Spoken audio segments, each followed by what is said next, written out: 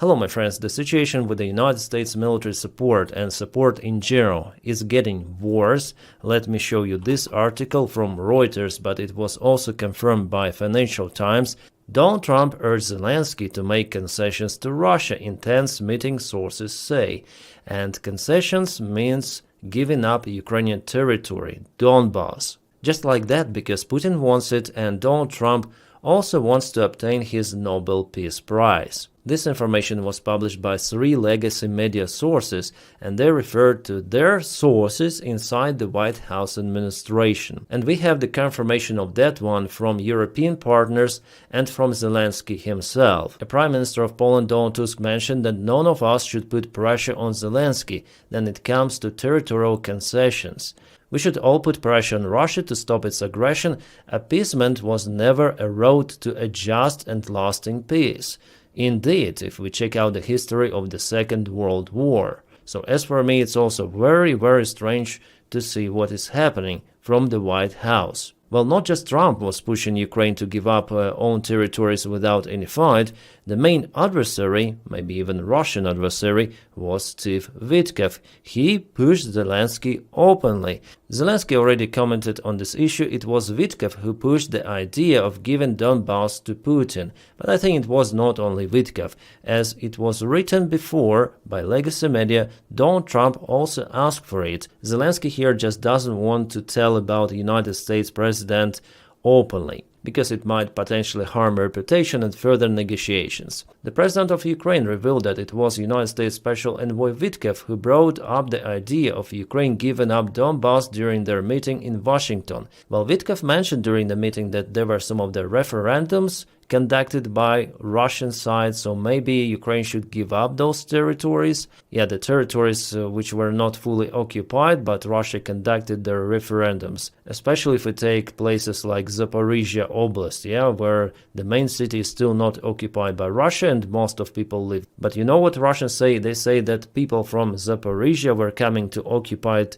territories just to vote to join Russia. Complete madness. Well, nevertheless, Zelensky responded firmly, saying that Russia's so-called referendums were a farce conducted after the occupation. Yeah, not only after occupation, but before it. Yeah, still they're not able to occupy those territories fully. The Russians claim they held a vote among their people, but between the invasion and that so-called referendum, 10 years passed, he said. Maybe here he mentions Crimea, where referendum was also illegal because administration buildings, all of them were occupied by Russian Spetsnaz. Then Witkoff referred to the fact that the results of these referendums were written into the Russian constitution. Well, Zelensky replied that if tomorrow Putin adds something else there, are we supposed to give it up again? And if I add 2 Russian regions to Ukraine's constitution, will they withdraw from those territories? Yeah, of course, the answer is no. Putin is just using the current White House administration, which is damn incompetent,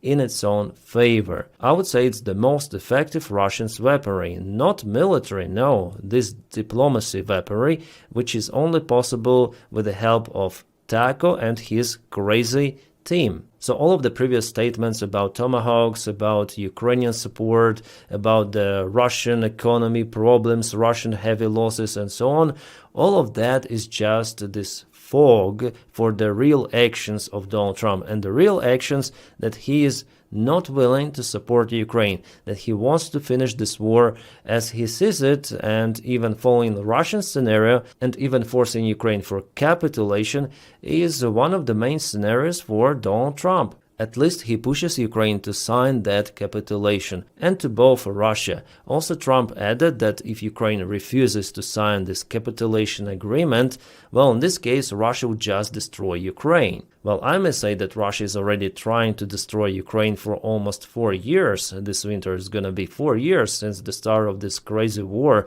and Putin really wanted to win it with limited amount of the forces. He thought that people in Ukraine really support Russia, so he organized this blitzkrieg campaign, which went to a failure for the Russian army and Russian regime itself. And now Putin is basically forced to continue this long-term war, which is exhausting the Russian economy. Little by little, yeah, Russia still may sustain itself for extensive period of time, but with this war, finally, Russia will not manage it. Russia will start to decline, collapse, you may call it different names, but this process is just imminent, and it all happened because of Putin's decision to start the war. Later on the next day on board of the Air Force One, Donald Trump was asked by journalists of whether he pushed Ukraine for capitulation and seized its territory for Russia or not. Well, Donald Trump here lied that he or anyone else didn't push Ukraine for that kind of the decision, but Zelensky's post today openly stated that it was Vitkov who pushed Ukraine. But I'm also sure, judging on 3 legacy media sources, that Donald Trump also pushed Zelensky. So Trump is lying. Oh, what a surprise. Also, the Washington Post released a big article about the meeting. They refer to their sources in the White House once again, and they say that during the meeting with Zelensky, Trump ignored most of the statements of Ukrainian president. Zelensky's points of view were just missed for Donald Trump's remains of the brain. But at the same time, Donald Trump complained about Nobel Peace Prize, that he hadn't received it despite all of his efforts to stop the war in Ukraine, and not only. Yeah, it seems like this guy is really obsessed with this Nobel Prize, but what he does is, you cannot call it peace. He even up to start a civil war in the United States of America. Donald Trump is completely unhinged, and he's well manipulated by dictators, and especially by Putin. By the way, a freaking vice president of the United States of America noticed our bro, Jake Bro, who said that Pete Hegseth showed up to the White House meeting today with President Zelensky wearing a Russian tricolor flag tie. These people love Putin and Russia, and J.D. Vance stated, or maybe he has wearing the colors of America. But if we check out the comments, I think that people, yeah, it's the Russian tie. So basically the same colors go white, blue, red. It is a Russian flag, and it's called Russian plain flag tie. I already mentioned it in one of my videos. So it seems like this MAGA elite, as J.D. Vance, Donald Trump, and who else is in their team, they have so much time, so they go to internet, they search some of the comments, they reply, they generate or repost creepy AI videos, and they create this kind of the beef online. They have nothing to do, it seems like, yeah? Instead of ruling America normally, properly, they are out there commenting Jake Bro's posts and many others' posts. Well, after that post, there were lots of the MAGA bots who attacked Jake Bro with crazy comments, as you might see. And also this government-affiliated channel called Jake Bro a weapons-grade moron.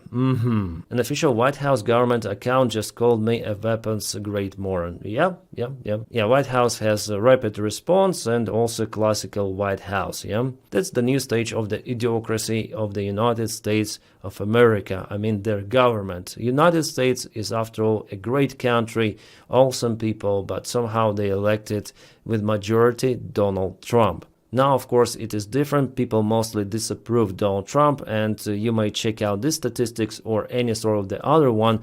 Most people are dissatisfied with Donald Trump's action, and we are reviewing the foreign policy, right? His attitude towards Ukraine, Russia, China, and so on. And we see how incompetent Donald Trump in that field, but he is the same incompetent in any sort of the other fields, internal as well. People see it, people disapprove, but even the first year of the Donald Trump's presidency is not yet over. So the more crazy stuff to come from this guy for the next 3 years, but this number will grow, and this number will go down for sure.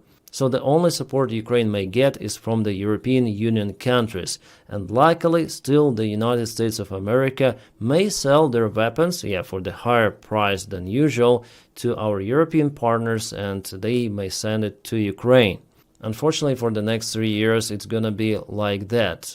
Trump really was shouting at the meeting. He called Ukraine to capitulate, or else he said to Zelensky that Putin will just smash you. We have this quote published by the Washington Post, and Zelensky already mentioned that no matter what someone may say to us, we're not gonna give up territories without any fight, voluntarily capitulate. No, it's not the way how it works. And it's a good thing. Zelensky really shows the strengths to everyone, including Donald Trump. Yeah, Donald Trump absolutely likes that someone kisses his orange ass, but it's not the case with Zelensky. Maybe Mark Rutte, maybe some of the European politicians may do that, but not the leader of the country at war with the biggest nuclear superpower, because after all, Russia has more nukes than the United States of America. So Donny understood that he should go and F himself. Well, maybe he'll prepare for the meeting with Putin, but it will fail as miserable as the last time in Alaska. And by the way, Moscow already rejected the proposal to freeze the war at the current front line. Peskov mentioned it today that position of Kremlin remains the same, that Ukraine should give up all of the territories which are written in the Russian constitution. So Russia still wants to achieve its goal in Ukraine using military forces, but all of that, guys, is just useless. Russia is crawling little by little. According to any sort of the predictions, Russians would need more than 100 years with the same pace to occupy all of the Ukraine. And the goal for Russia is entire Ukraine, not those regions, as Zelensky, by the way, mentioned today, and it is 100% correct that why the biggest country in the world is so interested for some of the square kilometers elsewhere in Ukraine. It is nonsense, and I agree with that. The real reason for Russia is to establish its control over entire Ukraine, and further, Ukraine is just a step for Russia. Putin and his circle, they really want to restore the Soviet Union. That's it. It's their main goal that was already proclaimed.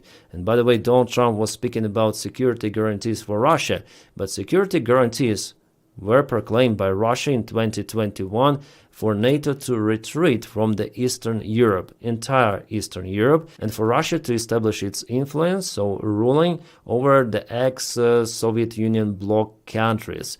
Like, for example, Poland, Bulgaria, Czechoslovakia, part of Germany, the countries which were affiliated to Russia, or Soviet Union, it's better to say before. But now they're fully in NATO. But Putin demands to turn everything upside down. This guy is nuts. And Trump is also nuts. So they found each other. There are some sort of the lovers, and they push Zelensky for capitulation. But obviously, Zelensky would never ever agree on that. It's nonsense what those old crazy grandpas are telling to our president. Yeah, sorry guys, I have to follow politician news because they touch Ukraine a lot, and it was vivid for me from the very beginning, even before Donald Trump was elected, that this scenario is pretty much possible. So it is happening. No surprise. For many it is surprise, but yeah, not for me. And my friends, thank you so much for continuing supporting me, my job here every day on Patreon membership. Thank you so much. Without you, I'm really nothing.